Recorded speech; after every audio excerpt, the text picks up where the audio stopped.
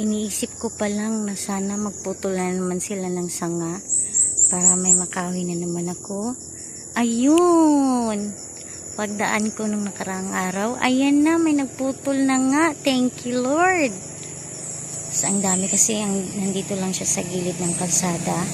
Hindi na ako mahihirapan sumuot-suot doon sa may mga damuhan kasi medyo takot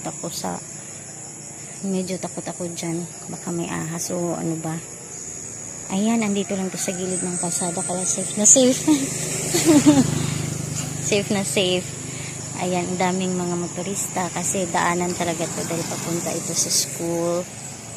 Ayan, thank you Lord, dahil iniisip ko pa lang andyan na agad. Sobrang thankful talaga sa'yo Lord. Thank you very very much.